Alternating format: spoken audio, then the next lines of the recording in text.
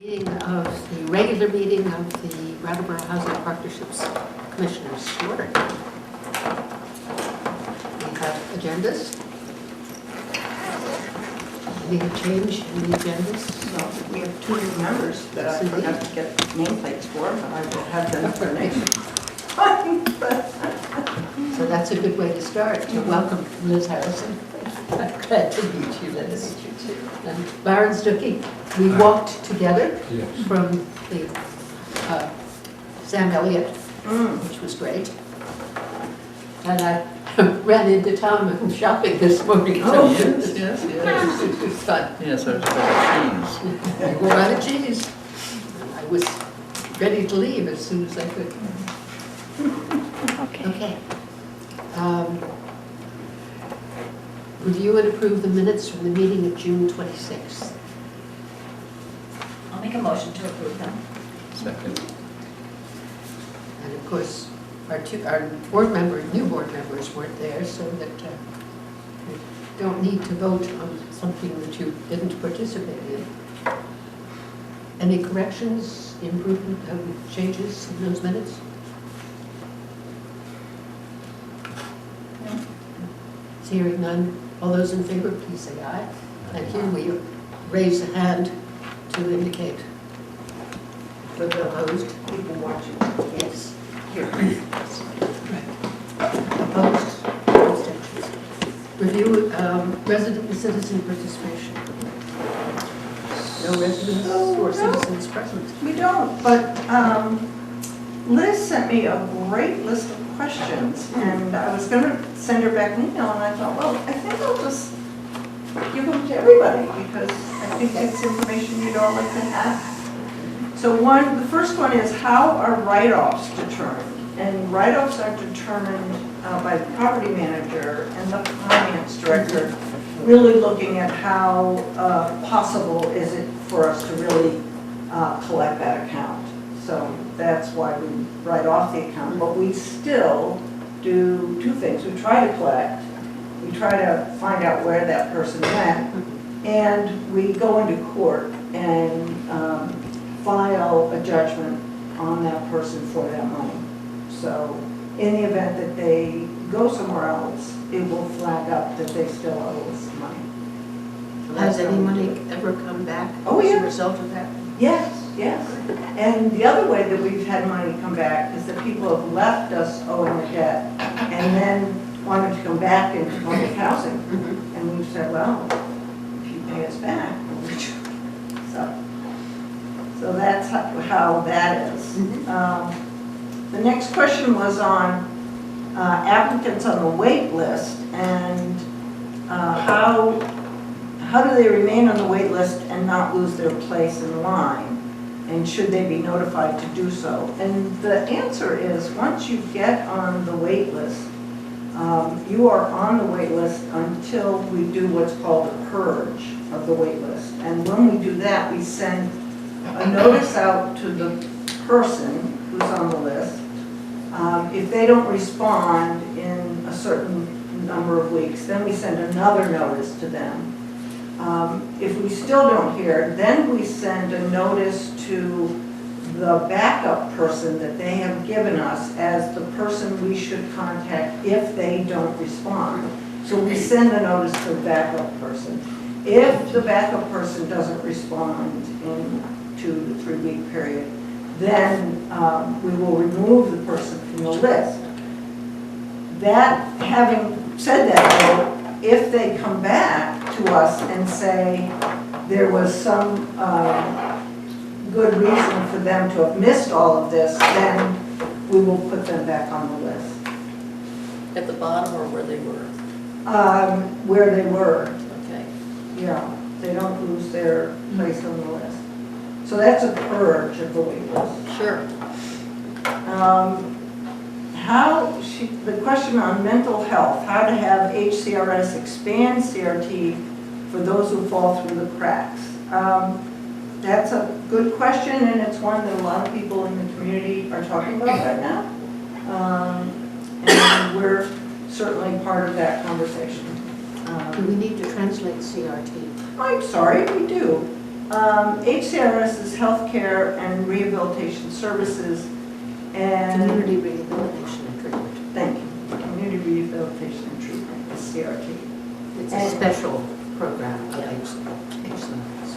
And then you asked about the January meeting and when it would be. I have not put out the schedule for next year because I wanted to talk with you all before I did it. And I'm not sure where it will be, but it'll be at 5:30 on a Monday night, I hope. So it's something we could attend, You that particular Well, kind of meeting. a meeting And with the on HCRS? Oh, I don't know when, I haven't, there was, the mental health department was here and had a public meeting. okay, But I don't know of any others. okay. Why is Hampton Beach fishing information included in the packet? Ooh, are we having a field trip? We should. Sorry, Tom.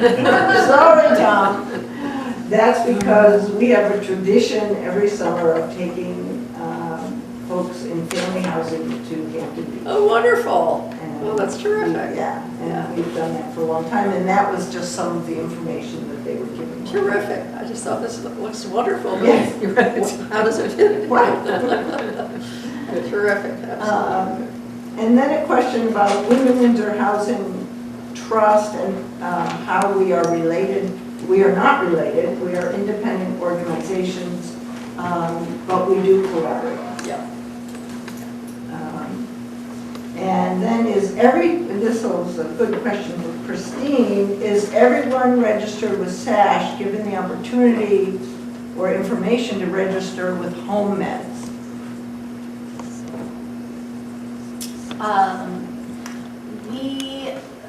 We may eventually, however, the program is still, we have had a few people trained. Our wellness nurse has been trained, as well as Shauna Baugh, the SASH coordinator.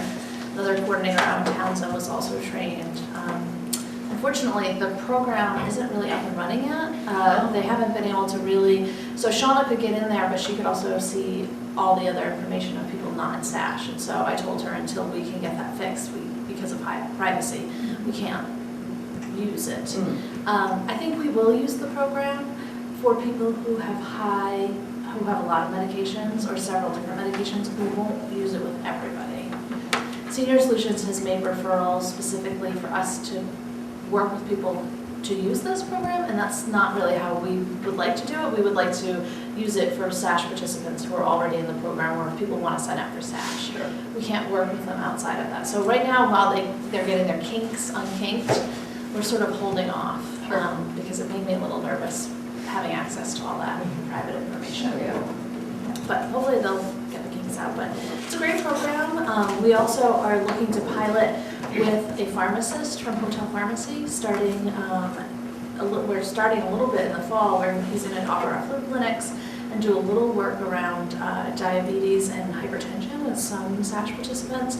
And then we're hoping that in the new year we get grant funding to pay him to be part of our SASH team and to work directly with our SASH participants at a limited amount of hours every week. And so at that time, we're going to compare the two programs and see like what seems to be the most efficient. So, Perfect. yeah. Great. Thank you. So that's it? That was a good list, I think. Yeah, some good questions. Thank you. I'm just remembering that a SASH representative would go with the property manager to greet all new residents.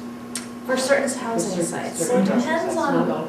So we sit down whenever we have a new resident and we identify who the right person is to go depending on the site.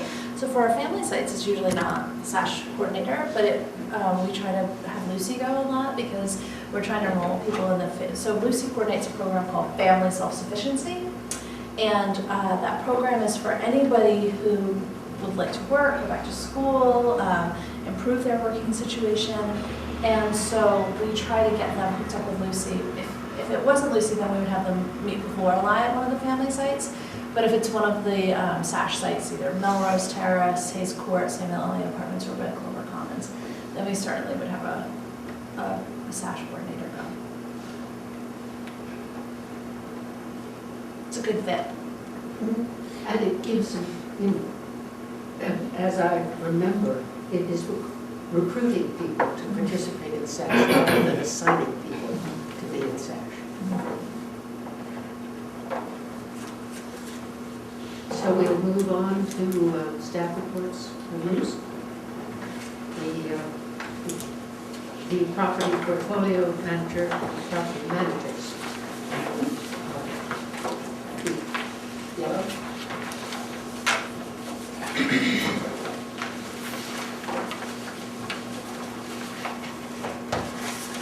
Is the vacancy at Brattleboro coming filled?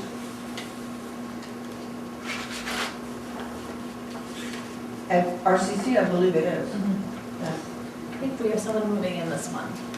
There's one unit open, but we have someone slated to move in.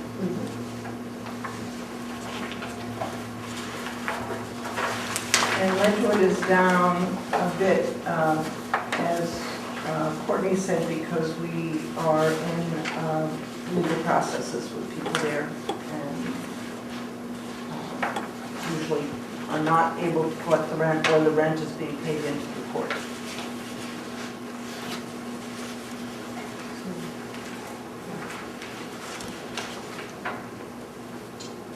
On the move-in report, if you're wondering what the WL is waitlist, that means we're taking somebody off from the wait list. Brattleboro, RA, for Red Clover, the project-based Section 8s are held by Vermont State. So this would be a reasonable accommodation provided, that's been processed by Vermont State for this individual. So that's why they're moving. And other, not sure about, and then you can see other new levels.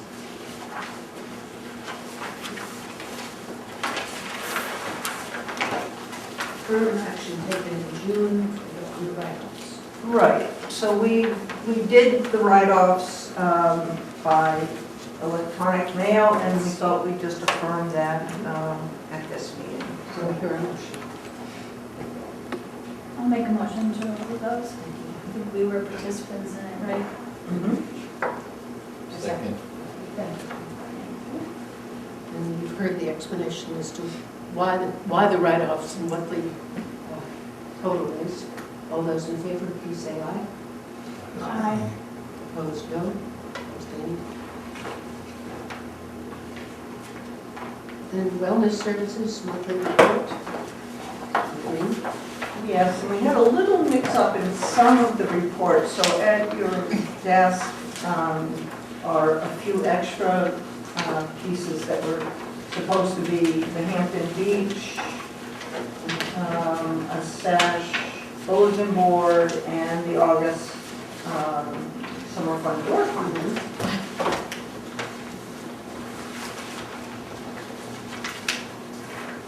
These are the winners of the door contest Yes, prize. the theme was summer, Theme is summer. and now I think it's fall.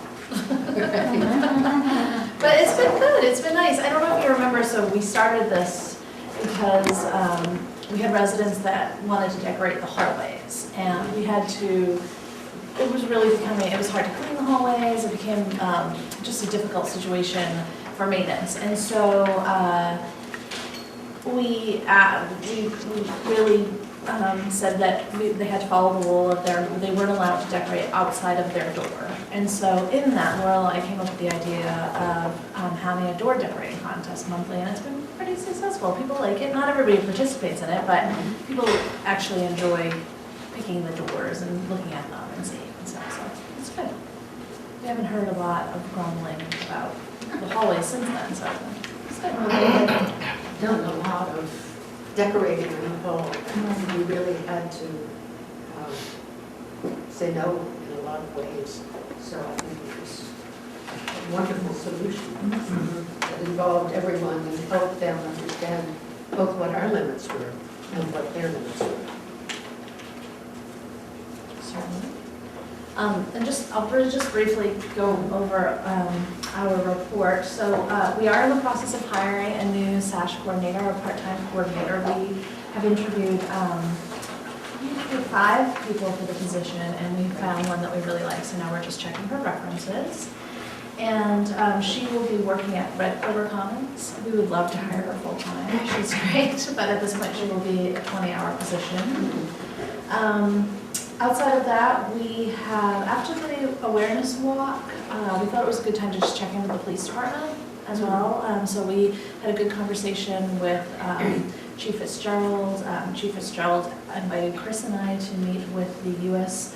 Attorney for the state of Vermont, which was excellent, and kind of have a one-on-one conversation with her for about half an hour before she did a presentation at the library. And between that and the conversation with the police department, we have gotten some good tools to use in reporting information to the police department when activity is going on at our housing sites. We do have video cameras at some of our sites, and so we do send them information if we see suspicious activity going on.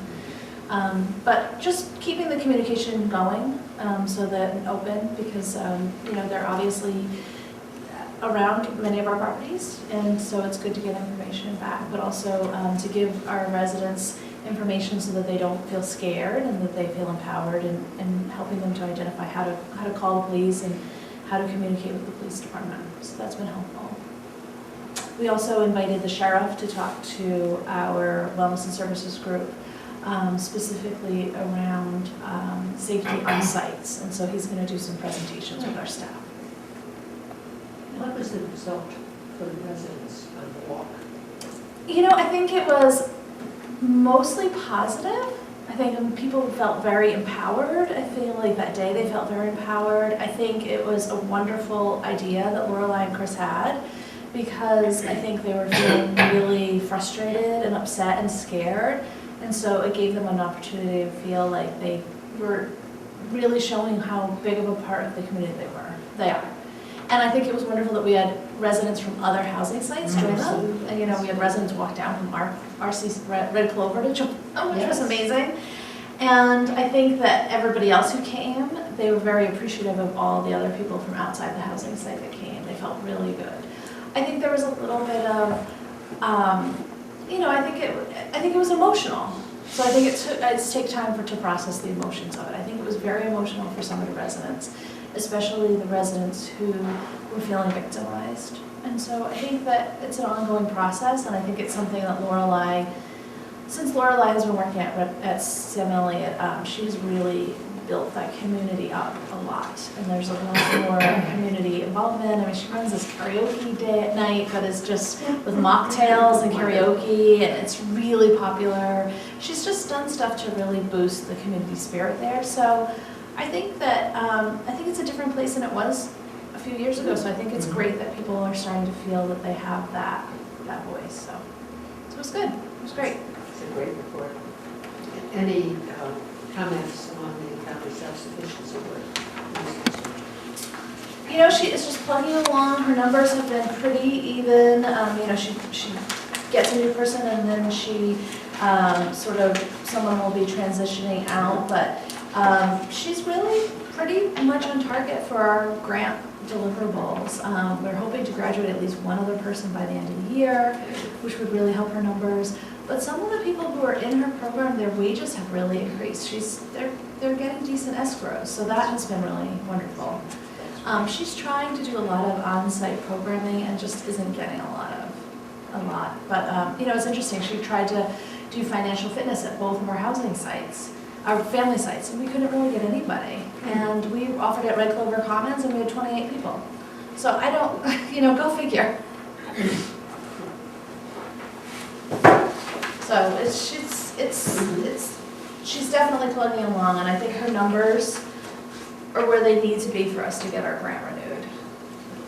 I'm really impressed that the person graduating in October we'll be leaving the program with close to $14,000. That was impressive. Yeah, absolutely.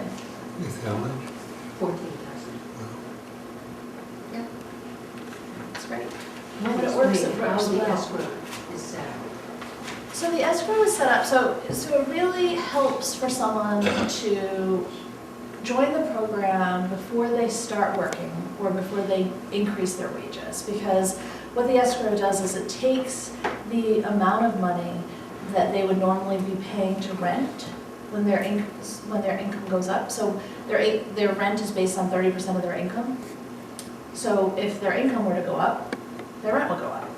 So that difference, instead of it going to Brattleboro Housing Partnerships, it goes into an escrow. So instead of it going towards paying rent. And so if they finish the program, they do all the requirements, and there's a lot of them, you gotta do a lot of stuff. You've gotta have a job when you finish, you have to be working, you have to be off of all assistance, like reach up assistance, not 3 squares or low or housing, but you have to be off of reach up. And if you meet all of these criteria, you meet with Lucy, you finish your goals, so everybody sets goals in the beginning of the program. Some say they want home ownership, other people say they want to get their GED, there's all different goals. If you finish your goals, you work with Lucy, you do the program, at the end you get this escrow, and we have seen people walk away with over $20,000, but usually it's around, when people pick good size escrow, it's about $10,000. So for something to be that high, it's wonderful, it's a great situation. But even people whose income isn't going up or aren't really working full-time, they can benefit from the program as well, because we've had people go to school. They might not graduate from FSS because they don't have a job when they're done, but they've finished school, they've gotten their GED, they might be looking at home ownership, or a big thing is getting your credit score, to improve your credit score. So there's a lot of opportunities to work. It's not just about the escrow, although the escrow is a great incentive. How long has that program been in effect?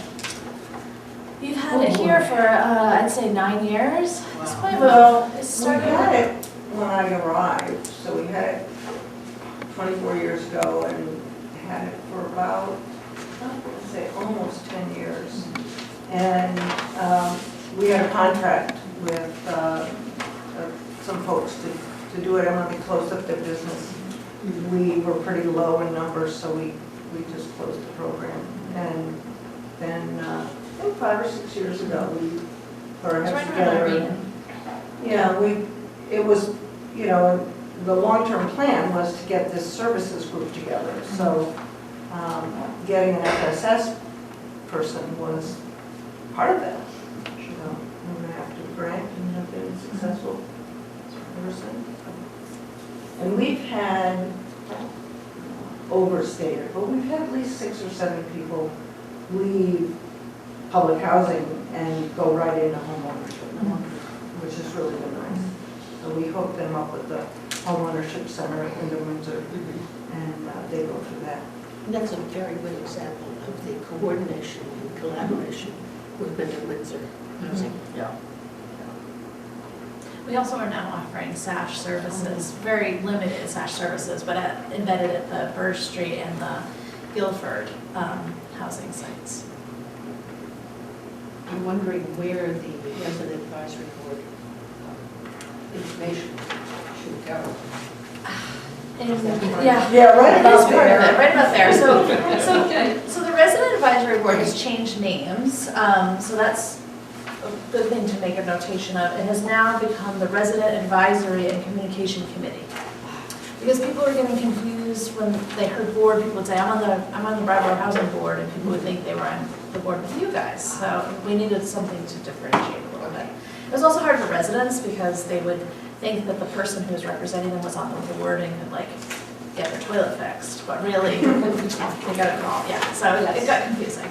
So we actually met today, and the work we have done over the last 2 months has really been around looking at our capital needs assessment, the RAD plan, and looking where things are allocated over the 20-year plan, and also looking at our budget and helping them to understand our budget, which I think was very helpful today. I think they were kind of blown away with how much we spent on electricity. I think They were really very surprised. Yeah, and snow removal. Yeah. So, We thought we were doing beautifully on the budget, and then February and March came. I know. At the end of that, Yeah. yeah. Okay, thank you, that's very helpful. Housing Choice Voucher Program, Shelter Plus Care.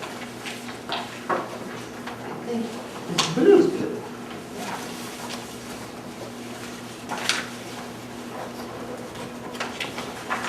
Well, David just continues to work his magic.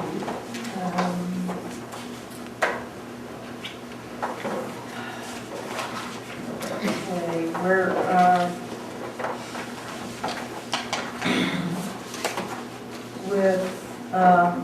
it's disappointing that we're down to 132 vouchers. We are benchmarked long ago by HUD to have 180. But we can't afford them, so this is what we can afford. And Shelter Plus Care is doing extremely well. It's budgeted to have only 22 participants, and it has 30. And Transitions, unfortunately, is really at its lowest since we started it in 2005. And that's largely because we have some people out searching, and they've been searching well, and we've also, with the new coordinated entry system and some other new processes, it's just taking us a lot longer to get people to us that need the housing. So, And I'm hoping that Chris, will would you help. just remind me, and perhaps Liz, of the coordinated entry system through, and I understand through Groundworks? Groundwork, right, and it's a HUD mandated system for communities, where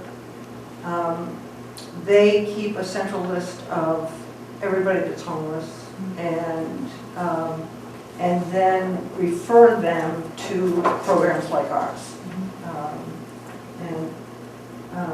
I think once it gets up and running and, can really sort of get the processes going, we'll get names faster, but we've been waiting a long time to get names of people that, are for our programs, and I'm not sure that, I don't know, but I don't think we do the screening for our programs, so I think it's just that it's a new program and it's taking a while to get it figured out. And the review and approve the proposed 2020 fair market rents. So I attached David's email and the rents. We would just as soon stay with the ones that we have. We like them. I think they're fine. It actually takes a good year to 2 years to really affect rent changes in the Section 8 program. So we like to try to not do that. If we feel like we have rents that are meeting the market, and we do, we feel good about these rents. So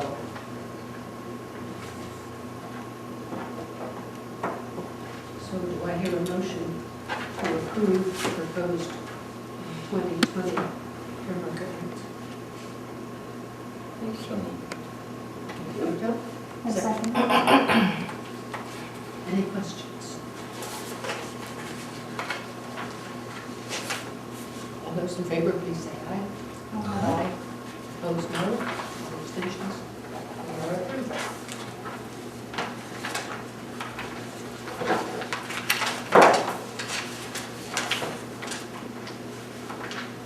Financial review. I'm very patient with you. Oh, We're glad you're here. thank you.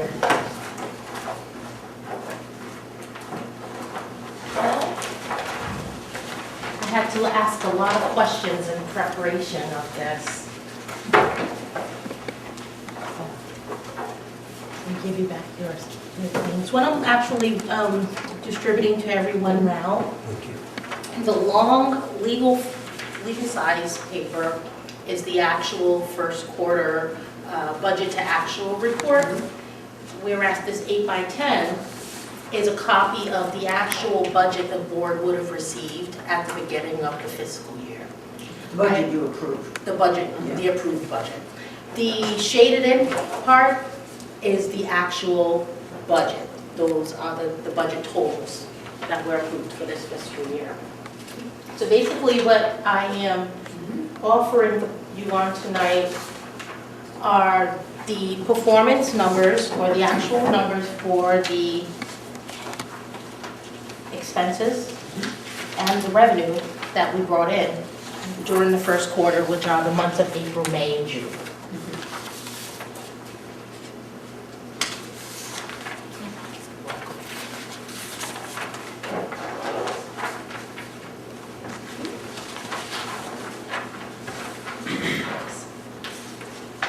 So if you would like to just kind of look them over, I'm hoping that these numbers are visible enough for everyone. I did my best to ensure that you could see them, and they were all on one page.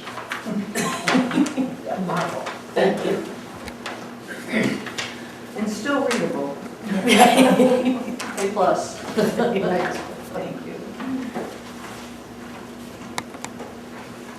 So, Carol, maybe you could keep this one and walk us across your headings. Sure thing. And there was a couple of things that I wanted to point out about the revenue section, which is where we'll start at the very top. So again, the numbers that are highlighted in blue represent the actual approved budget numbers that the board received at the beginning of the fiscal year. And they would be matched by the highlighted numbers here? Yes, ma'am. So the very right-hand side where I've highlighted it for you, those numbers line by line should match the blue numbers on the legal size papers, which are the budget package. That's what I thought. I just checked to make sure I was correct. Yes, so across the board, you'll see the rental income, excess utilities, other income, laundry, transfer to capital, HUD operating subsidy. And are there any questions as to what those are? I wouldn't expect at this. I'm probably the only one that needs to brush up. Well, we're new people. No budgets. Okay. So as you can see, for rental income, the budget was prepared that we would expect about $967,458 in rental income for the year. For the months of April, May, and June, respectively, you will see what was brought in.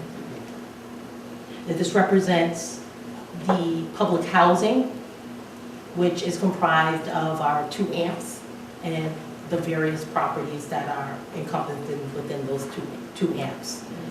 So an amp, Thank in its wisdom, who knows who was thinking of this great idea, but some years ago, HUD decided that all housing authorities, regardless of size, had to put their properties into asset management properties, so groupings of the properties. And they were going to do all great kinds of things with this grouping, which really was for housing authorities that are significantly bigger than we are, because it had a lot of financial implications for them, not for us.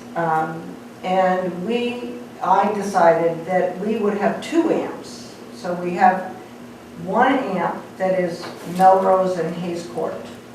And that is, its last numbers are 002. And then our second amp is Ledgewood, Warcourt, and SEA. Sam Elliott, yes. It took me a while to get The high rise. Ledgewood, Pardon? Ledgewood. Ledgewood, Moore, so the 2 families, and SEA. Okay. I had a variety of rationales, but the 2 that I told HUD were, one, these properties were physically close to each other. SEA, Moore, and Ledgewood are all pretty much downtown. Obviously, Hayes and Melrose are very close. So that made a lot of sense. For our purposes, because this was being done principally for financial reasons, I needed to make sure that our family housing, which at times is not one of our better income rental units, let's put it that way, was hooked up to a development that was a pretty steady rent payer, and the high-rise is. So it made a lot of sense financially for us to put those three together. It also was good because they're all very close to each other and they make sense as a unit. So that's what we did, and we now refer to them as 2 amps. What is then public housing? Well, public housing is the overall program that is supporting right now all 5 properties. And it's really the basis of the financial subsidy that is going into them, and the regulations that are controlling us and them. And also public housing is the reason that HUD has a declaration of trust on our deeds, and therefore makes it very difficult for us to make any major improvements in our properties without a lot of work with HUD. But Brattleboro Commons and Richard. are not part of public housing. No, they are And not. I'm asking that's both to Yeah, help our new yeah. commissioners.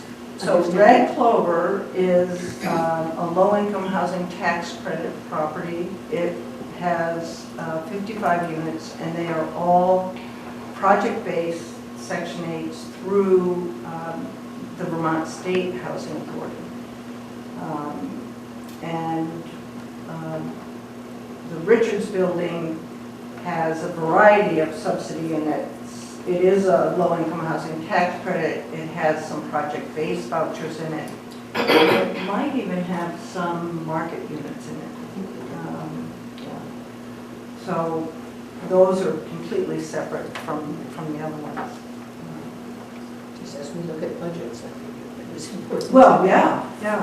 And as we talk about RAD, it'd be even more important. Are these numbers what we would expect at the end of the first quarter?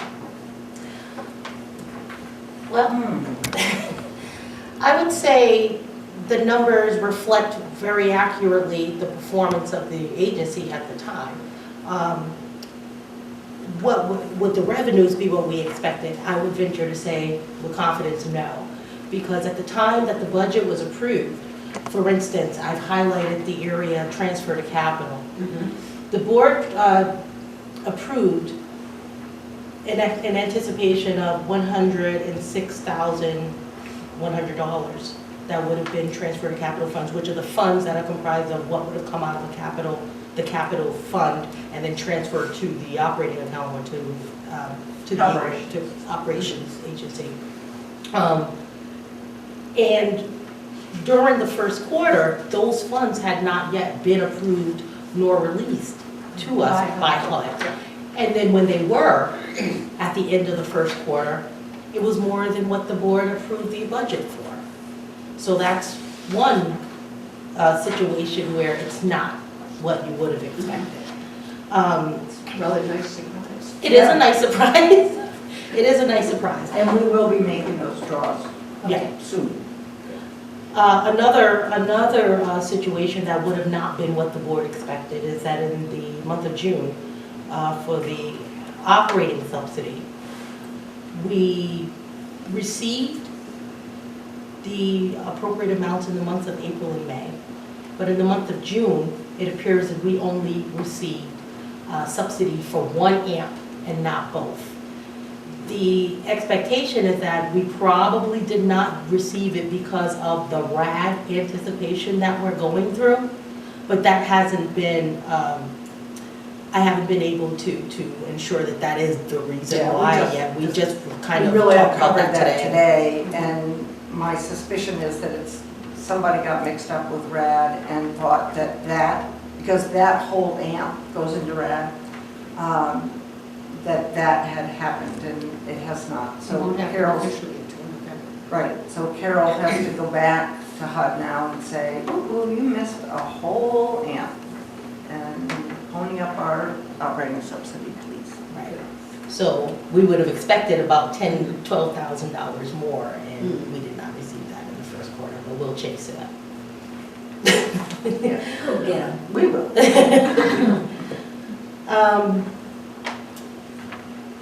Can I ask a question? Yes, ma'am. What is other income? What's included in that? There's a couple of different things that are included, and I'm sorry, I think Chris was more qualified to tell us what's in those. Me? Other income, that can be, public housing. Well, it could be our,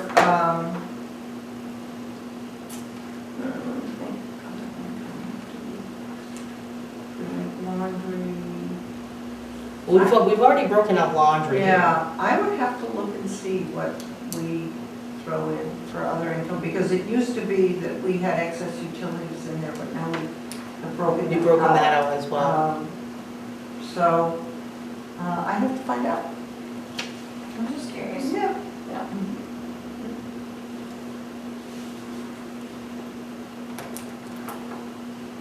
We will find that out. I did make small notes in terms of office expenses. What is included in there are your typical telephone, office supplies, your copying, postage, IT, and other miscellaneous office expenses, anything that we may need to order for just keeping the office running. As well as the salaries, benefits, and taxes.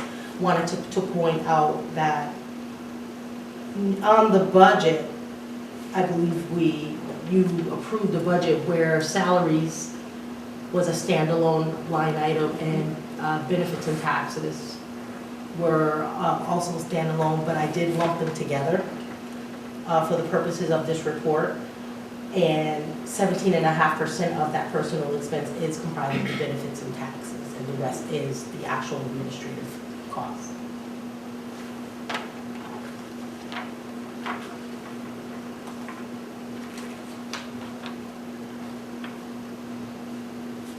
And this budget, just for starters, we wanted to see if this was a form that made sense, if you thought this was a good way to present it. It does not include Section 8 or our SASH management properties, which are AWR and RCC. And AWR and RCC have their own budgets for operations. Do we So- get any administrative funds from SASH or from other? Yes, we do. So Yes. that some of the income coming in, It's not in here, is what I'm It's not saying. in- We had a line item and then decided that we would just start with this. It's the biggest part of our budget. Make sure that we were confident in these numbers and this format. And if you liked it, then we'll come back with the other two columns, which are Section 8 and SASH. SASH, AWR management, and non-management fees.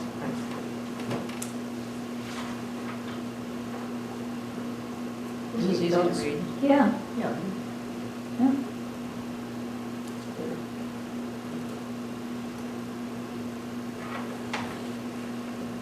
I did want to point one more thing out. Obviously, when you get to the bottom line, you will see that there's about $115,000, close to $116,000 difference in the expenses to the revenue. And I believe that that has a lot to do with the fact that we missed some revenue during the quarter. I mean, obviously, there was some operating that took us over, but due to us not having certain revenue that we anticipated, that we had budgeted for, as well as not receiving all, some but not all, I believe that's where the major difference between expenses and revenue for the quarter would lie. That would all kind of catch up at an end of the year report? Yes. Sure. Yeah, right. Well, the big one, the transfer to capital, which is about $90,000 a month, will get caught up as soon as we can get back into the capital fund.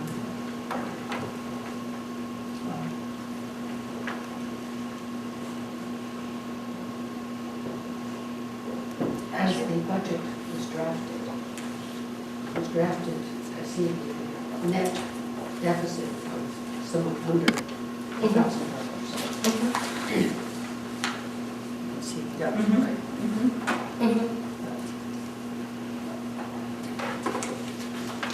Which, considering what has gone on before, which is remarkable. Well, I think, you know, this has been an expensive quarter, and we knew it was, which was one reason we were anxious to get these numbers together.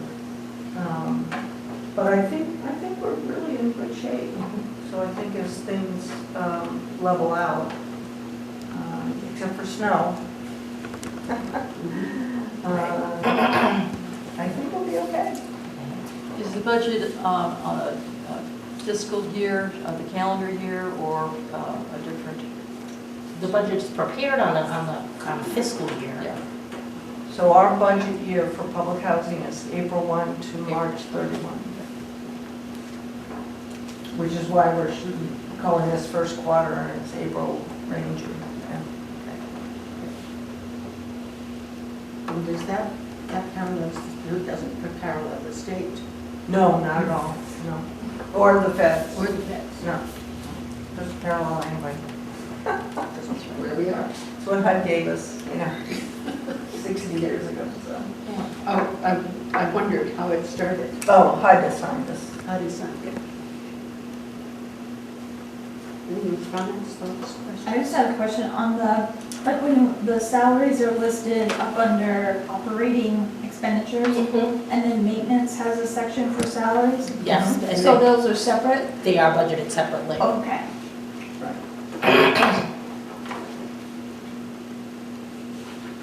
I think this is a good format. Yeah, I mean, it's easy to understand. It's a lot of information that you've got to squeeze into one sheet of paper, so. What's the font on this, Carol? It's like 2, it's 11, Times Roman numeral. It's pretty good. Yeah. Are we ready to move on? Thank you very much, Carol. This has really been, Yeah. I have some children that are expecting me to make shepherd's pie tonight, so I'd like to be Yeah. excused from the meeting. Thank you very much. sure, thank you very much. Really great. So Carol had an abbreviated week because we were in training last week. Under the gun. We do it. See, now that you've shown us, it's all over.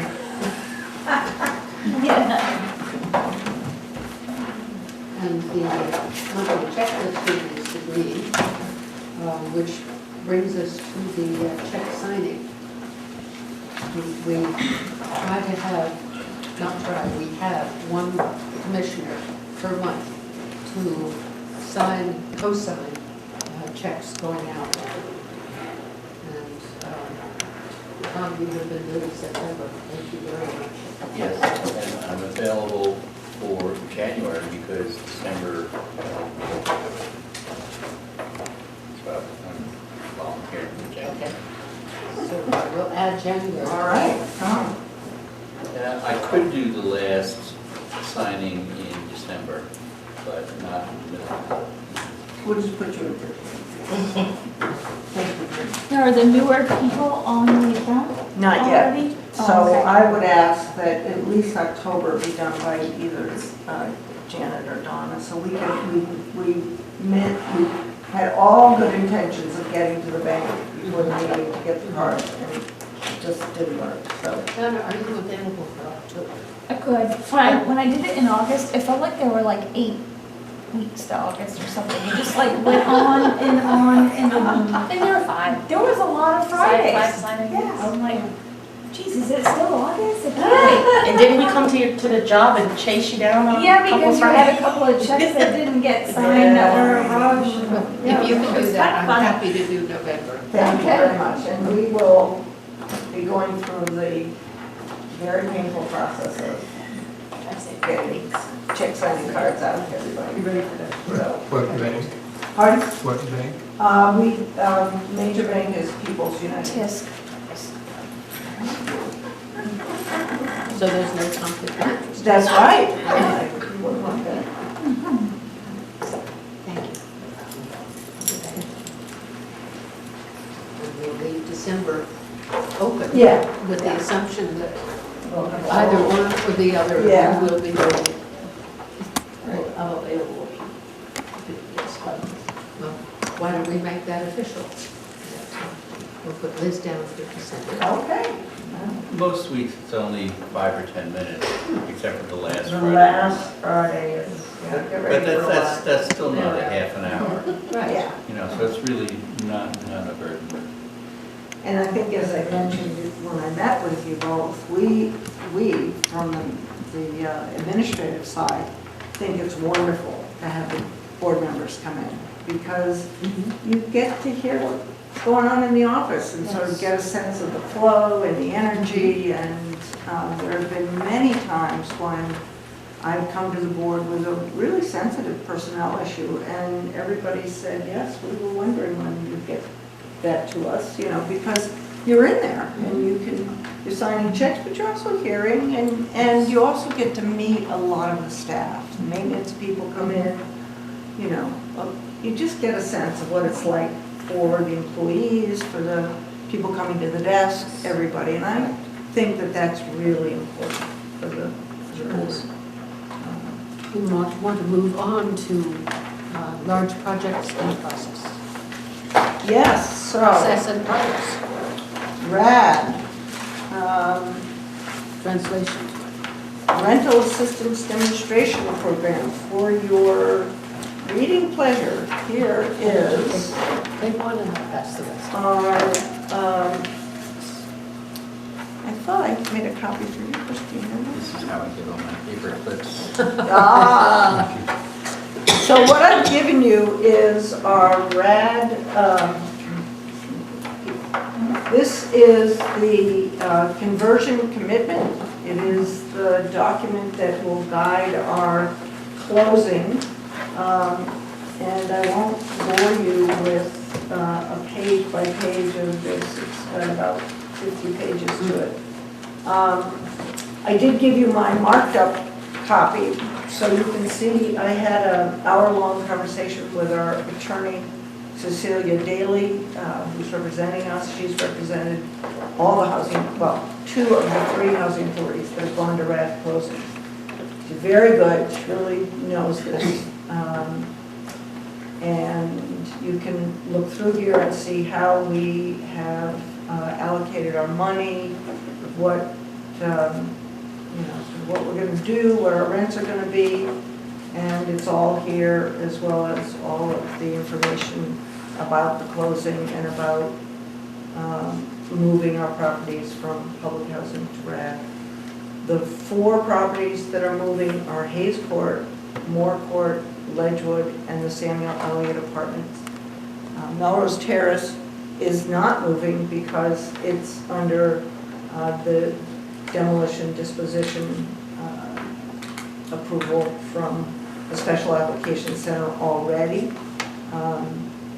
One of the things that we're really concerned about in this paperwork that we were given is that they keep saying that we're going to end all our public housing with this closing. And I keep telling them, no, we're not, and we've really got to straighten that out. So they've somehow thought that we can take the public housing out of Melrose, and we really cannot. So that's an issue. Is that we going to delay identified. the closing? I hope not. I hope that we can just straighten it, and I sent them along, we have a closing HUD person now, and I sent an email to her indicating that, you know, we're at least 3 years, maybe 4, from emptying Melrose and disposing of it. So it's, you know, we can't have it taken out of public housing at all. We will be doing the demolition of the non-public housing buildings at Melrose. Yes, it will. I'm glad you brought that up. We will be removing the 4 buildings that are at the very top of the stream on the left-hand side. They are the most flood-prone buildings, the whole place is, but they're the worst. And we are going to start the abatement of materials next week, and that will last about 2 to 3 weeks. And then as soon as that's done and cleared out, the demolition contractor will come in. I'm very happy to be able to tell you that Deconstruction Works, which takes everything it can out of an apartment, has been at the property for many days and taken a lot of things out and resold them. So that feels very good, that we're not getting rid of, you know, practically new hot water heaters and things like that. But Eric came and he just emptied them out, and then he came back and he took another big pile of things out. So, and our maintenance people have gone in now and really went through to take anything that they saw that they could reuse. So they've done a great job of recycling those 4 buildings, and we'll do the same with the other 7 that will come down next spring. So that is about to begin. Questions, thoughts? It's a lot to absorb. So this is the rental assistance demonstration program, and as I said before, this gets us out of public housing and puts us into project-based Section 8. And most importantly, it removes the declaration of trust from the properties. We will continue to own them. We're not selling them to anybody. We're not in a development deal. We will own them, but now, for the first time in the history of the Housing Authority, we will own them ourselves. And that means what I would hope we would do next with them, I'll have to talk to the new boss about it, is that we would really sit down and we have the 20-year plan, but we, as a staff, really know some of the things that we need to take care of. And the first thing that I would want to do with these properties is a really in-depth energy analysis and change out their energy systems, especially the high-rise. And we're in good shape for 4% tax credits because, and those are not competitive, so they're easier to get. But we could do a lot of good energy improvements with that money and the money that we will be putting in reserves as part of this transaction. We get to take the public housing capital fund money and move it over into a replacement reserve account. And also as part of budgeting for RAD, they're very concerned that you are putting away enough money every month to fund their what they think you need for replacement reserves, and we're in very good shape. Is that why the capital fund money came in at a larger amount than you had expected? Well, it came in much larger to begin with, and then we just got a notice that we even got more. And I wouldn't be surprised if it's because there have been so many RAD transactions. And as soon as you go out, you segregate enough money in public housing and capital fund to carry you through to the first of the year. And then the rest gets released. And if you haven't hidden it away in your RAD budget, then it goes back to HUD and to the capital fund. So that could be at work. Hundreds of thousands of units have gone into RAD. And one of, something that is a project-based rental will stay as housing for people with low income. But that subsidy won't follow them when they move, as our Section 8 would. There's something that happens in RAD, and it's called choice mobility. And once a tenant has been in under a RAD HAP, it's called a housing assistance payment, for 1 year, they can ask the housing authority that holds the voucher for a tenant-based voucher, and they go to the top of the list. So that's great, and some people are, thinking, oh boy, I'm gonna run right out and get a voucher, and that's great, except we don't get very many back, and they're gonna wait a really long time. And David and the staff are very careful to tell people, hey, it's not public housing, it's not the same subsidy. You can leave and start paying 40% of your adjusted gross income towards your rent. And then after the first year, it can go up as high as it needs to.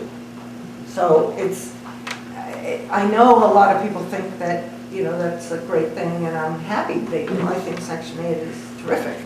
But we want people to be very realistic about what the financial implications are for them when they leave, and they leave with a Section 8. They can take the Section 8 anywhere there's an administrating housing authority in the country, which is wonderful. So it's got some real pluses, but I certainly don't want to oversell it to our residents, because I'm concerned about expectations that we really can't meet. I mean, I think David turned over maybe 8 vouchers in the last year. So that's not a lot. Not a lot. Any more comments, questions about RAD? We are, Moving to work. yeah, so we went to a RAD conference last week that was very good. Christine sat down with the staff, and they've started to get a game plan together. There's an enormous amount of work that we have to do to get ready for the closing. We are anticipating closing in mid-November, and I will need to just check on Janet on your availability for it'll be somewhere around then? Okay. The reason I asked for not signing checks in October, I'm going to have 4 days in New York. Oh, well, good. My husband's son is coming to stay with him, so Well, otherwise I'm here. We will be rapidly working on RAD. So that's where we are with RAD. And if you have any questions, I'm very happy to answer them. We've been trying to keep residents apprised and keep it square here about tenant-based vouchers, project-based vouchers, these mobility choice vouchers, and it can get pretty confusing, but and public housing, what does that mean? So, I know. The moving to work, I think I gave both Byron and Liz some background on that. We're still in the lottery, we haven't heard a thing. That's where it sits. The FEMA award we have, and that is my winter project, is really to get that ready so that as soon as the environmental services will let us work in the water, we will begin the process of implementing that plan. RCC2, we are now at 50% design development. The way we have addressed the issue of connectivity between the two buildings is that we are going to put in a stairwell at Red Clover that is very close. It's the closest one to where this new building will go. We are going to put a vestibule, little vestibule, bench, a sitting area, and a lift in there that will bring people up to the second floor. First floor? First floor. First floor, and then from there they'll be in the building. So that is the plan. I think it's a good one. It's as close to a bridge as you can get. Pardon? It's as close to a bridge as you can get. It is, and you know, we did have some problems with the bridge once we started fooling around with the height of the building, and the fire department was pretty concerned about it to begin with. So this is, I think it's a good solution. The other thing that is very good for Red Clover is that we're getting a bathroom on the second floor next to the third floor, next to the activities room. When we opened the building, we all walked around and we said, how do we miss a bathroom up here? So as part of this work, we're getting a bathroom next to the activities room, which will be really great. So that's on track and moving actually very quickly. And the funding for Red Clover too? We are going to be presenting our financials to VHCB for their December meeting, and are confident that we will be getting our federal money. We have an application pending with the Affordable Housing Program, and we received a $300,000 community development block grant from the town of Brattleboro. So when you see town folks, say thank you. And that really, I think that's it. The big item that we don't have, of course, is the low-income housing tax credit money, which is essential. But for that, we are going back to the Vermont Finance Agency in next spring. And we are confident that, having turned us down once, and the irony being that we were talking with them about Melrose, and the river next to the building we were in was about at flood level. And I pointed out to them that this is what happens, folks. It was not lost on them. They really, really struggled with the decision to postpone us for a year. So I'm hoping that, I really think they got it, and we will get the tax credits, and then we'll really be underway. That's the end of the agenda. I have one other handout, which is just, we get these news alerts, and I thought I would send this one, which talks about the Senate appropriations passing the HUD bill, or the FUD bill, if you want. And that's just for you. It's just information to take home and read. I'm getting a whole bunch. I'll send them back. Are they all the same? Yes, I think so.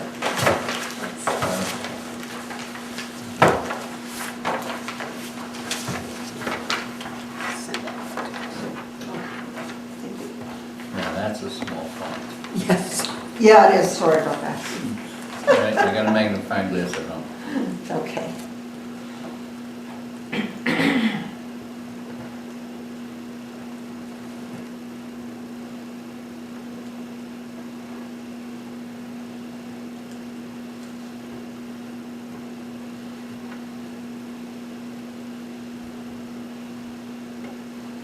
So we're still waiting on a continuing resolution. I think we'll get that. I don't think anybody has desire to shut down the government even for a day. Didn't go so well last time. Really did it.